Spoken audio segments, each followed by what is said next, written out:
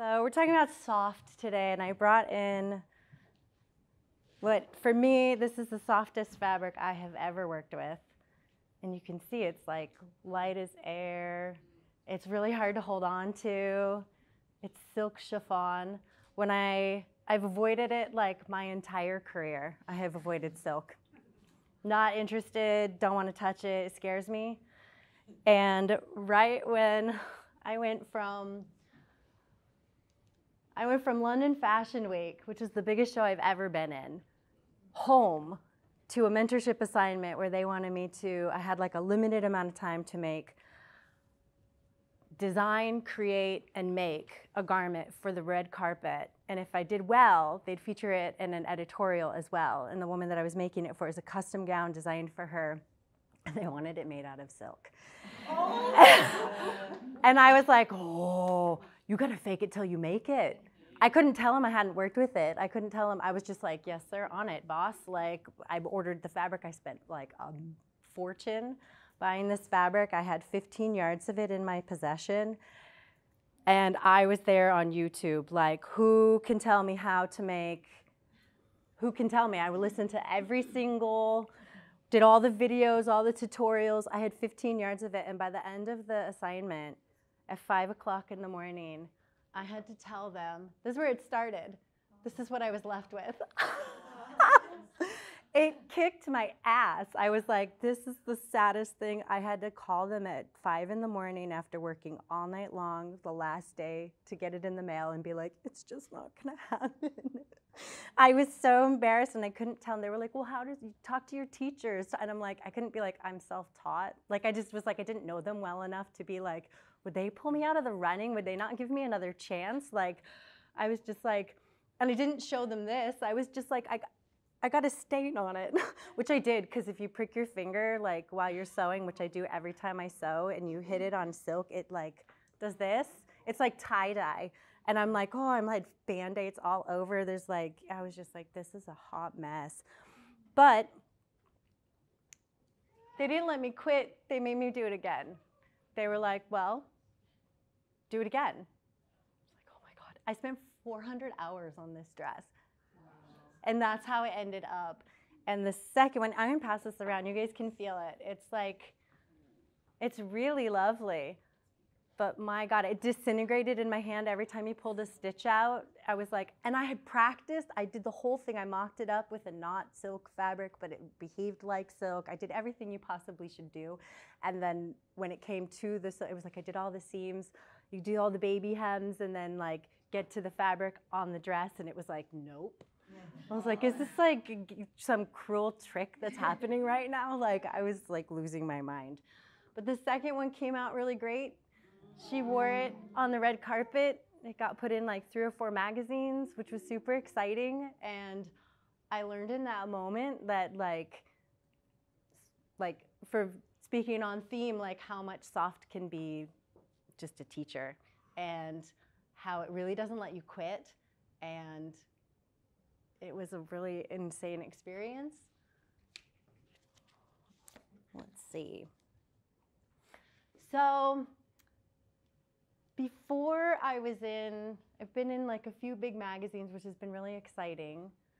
But before I was in these magazines, I spent my childhood in a very rigid environment. It was not soft at all. It was controlling, and it was very religious, and it was very oppressive, and it was all the things that confine you and not help you think for yourself. As a child, I wasn't taught to like be creative. I wasn't taught to be myself. I was taught, do this because I say so, do this because the Bible says so. There was no like rational, reasonable thinking.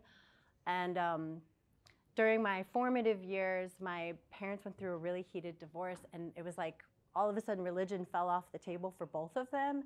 And we were in a very liberal city at the time. And so as kids, we all just like we went from having like extremely rigid fences to like the fences were gone.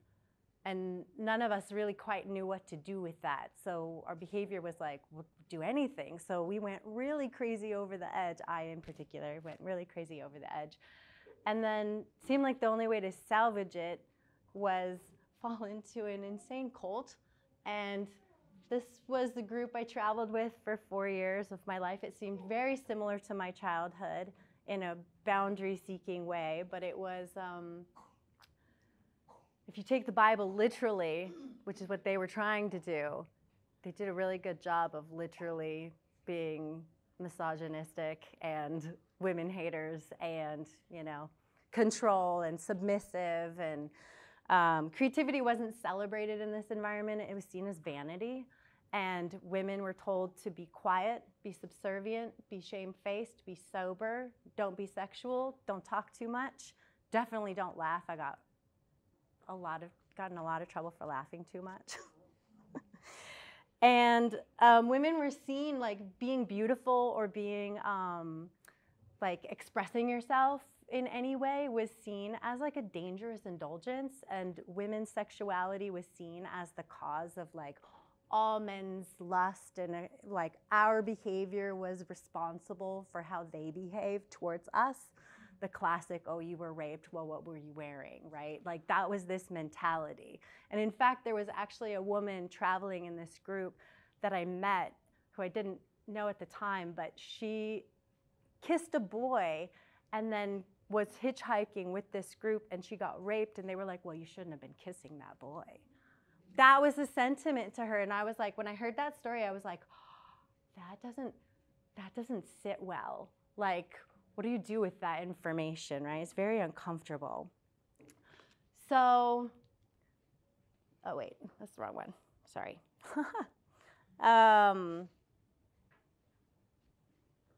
Yeah, so moving on from that, I want to talk about soft being, like all my designs often, if you're talking about soft, there's like a lot of hidden boning in here. There's structure, there's like, it floats, but what's holding it all together is the structure of the bodice, and there's zippers, and there's a lot of sewing. There's a lot of like reinforced seams that carry that and float that fabric on. And it's the same for me in life, like, all the parallels run true. Like when we started this company, the thing, like my husband was willing to risk everything. We've put our whole life savings on the line right now. It's gone. It's all invested. And his support has been, for me, the structure that's allowed my work to float. And in that same comparison, like, it's allowed me to remain soft and be creative and not have to be, I don't know, we need the structure. Softness needs structure. It can't just be like out whimsically floating. Then it's not like moving forward. It's not like creating something. It's not, in my work, I don't know. I'm sure in other people's work it has its own place. But for me, it has to have structure and it has to have support. And I find that I am the most creative when I have the support of the community around me and I have the structure of somebody helping me manage the finances, because that's not my strong suit. My strong suit is making the magic. Like, but I can't do that if I don't have like the help of somebody who's kind of making all the other back end things. You know, it's like too much to do all at once. This is also a garment that's, you know, lovely, and it's made out of velvet, which is another one of the softest fabrics that I have to work with. And this here, you can see how the fabric like floats and how lovely it is. And for me, starting this business was an act of rebellion for me, coming from my past. And because when I left the cult, I knew that I wanted to not just make art, like not just make clothing. I wanted it to be like an art form. And when I started this company, I realized that I feel like women are art. And just in saying that alone, it's just a pure act of rebellion. And it's my favorite thing to like create garments that empower women. Like, you think of this and you see soft, but this outfit can command a runway. It can stop traffic. This is a traffic stopping outfit. Like, this woman is like commanding all attention right now. She knows she's amazing. She knows she's empowered, and she would be that way anyway, but there's something, like, clothing is armor. We do it, we dress, you know, when I was in the cult, I was forced to wear cult garb, and it was super humbling because I was a fashion designer in my soul. And I'm like this, I feel like an imposter, like, what's going on? And it's all boxy and baggy and it has no nothing, and it's plain and drab, and it was so like, So knowing that now, like, looking at it in like retrospect is really funny, but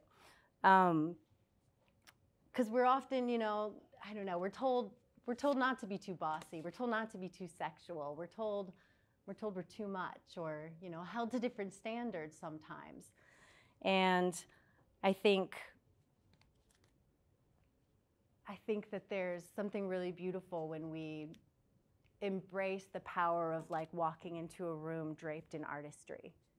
It gives us the ability to be like, we are art.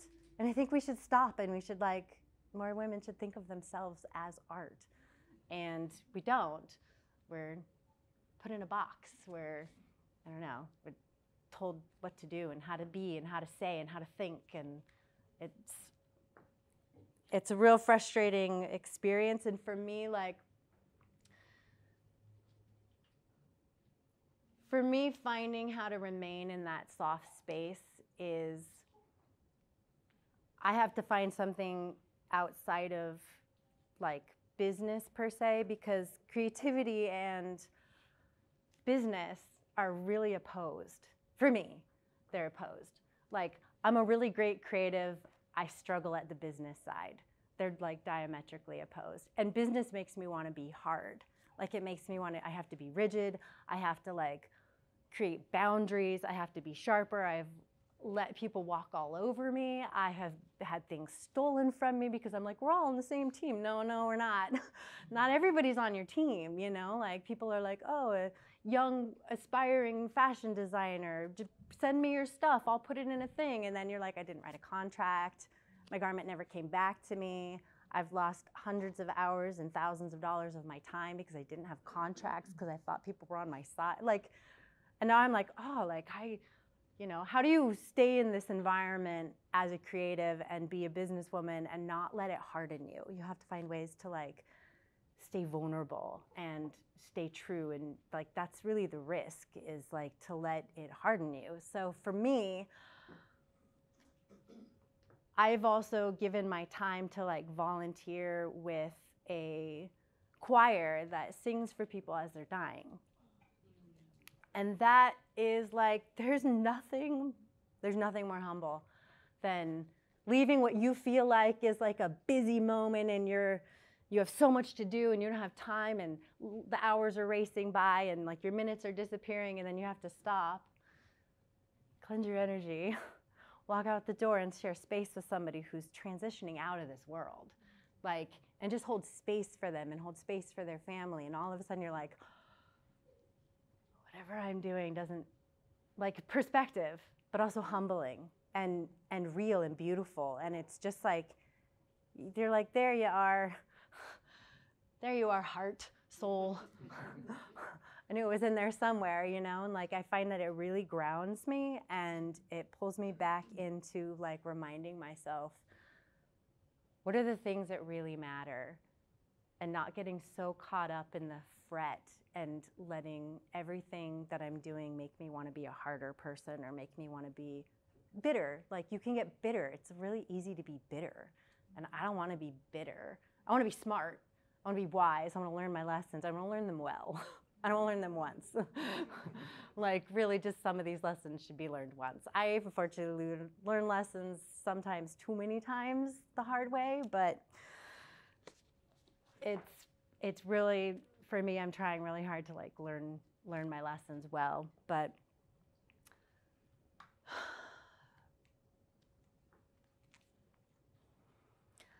I had a really great, I'm not great at segues. I'm not like a promotional or what is it, like a motivational speaker. I'm like, my next card says I should talk about this, so that's where we're going. Maybe I should have practiced.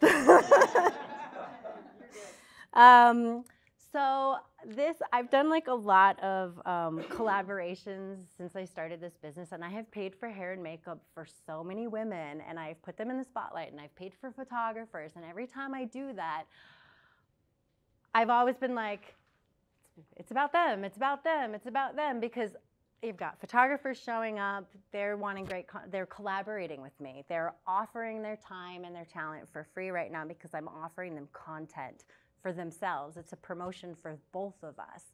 Same with models. I've had a lot of models show up. They're ready to go. They're so excited.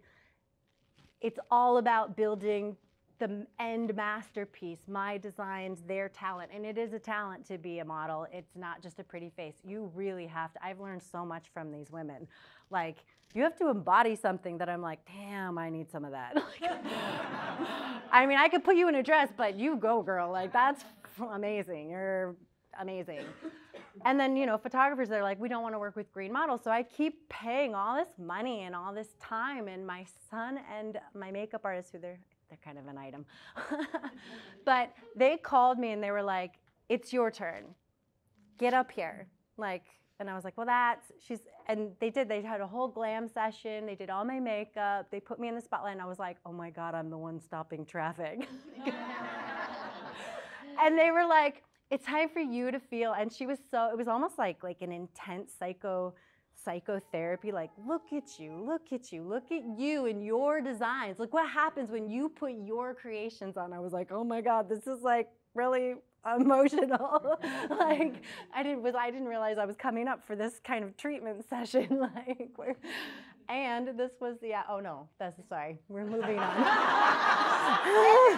Not me, that was crazy. Look what happens when you put my designs on. You're like 10 years younger. No, sorry, we'll move on. This is, what was the last card? Oh yeah, this is my rebellion theme. These girls, yeah. And this is a gentleman's club. We did this photo shoot in a gentleman's club. There were no women allowed, and I was like, we're taking it over, bitches. Like, there's like a wall of all the stodgy old hats. I'm like, oh, if they'd only known. Like, she's out here like, well, you want a piece of this? Like, so good. This is me after a glam session, putting on my own custom creation. Like, and don't be, judge harshly because it's my first ever photo session, but there was nobody watching. I wasn't like no young talented girls like waiting for their turn, being like, what are we doing here? Like, why is she up in the spotlight? And it was a really profoundly emotional experience for me to like be the one to be experiencing the transformation. And I think in anything in life, if you're a giver, we as creatives, we're constantly pouring into other people. We are constantly giving. We're giving away our energy. We're giving away our love. And at some point, put yourself in your own whatever it is. Like, if you're a massage therapist, go get a massage. If you're like whatever it is you do it to yourself, because it's like, it's so profoundly powerful to see, like a reminder of what you're doing for other people. This is what it was. It was a reminder for me of what I am giving to other people constantly, and to experience some of that myself. It was really profoundly powerful. I don't know where we're at for time. Am I racing through, or? Oh, never mind. What? How much time? How much time did I have? Yeah, perfect. Perfect. So let's see. I'll talk about, like, this is my, we did a golden hour shoot. And when you talk about soft, this is what I thought of. You take all these amazing fabrics and all these beautiful faces, and you bring it to the time of day where the light is the softest. And this is, like, it illuminated all the fabrics. They were glowing in a totally different way. And every woman just, like, there's a softness to her face, like, just truly, truly stunning.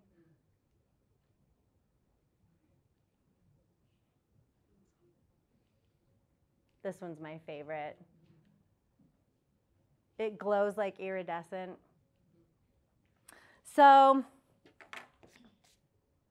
yeah. When you think of soft, I think for me, I initially was thinking it's fragile, it's weak, it's delicate. But really, it's not. I mean, it's survival, it's strength, it's rebellion, it's the ability to, like, it's a superpower, honestly. Like, you can carry that with you and remind yourself you don't have to let the world change you. Like, be wise. Like, adapt and adjust, you know? Like, for me, that's where I've come to. And I'll have a great ending, that's it.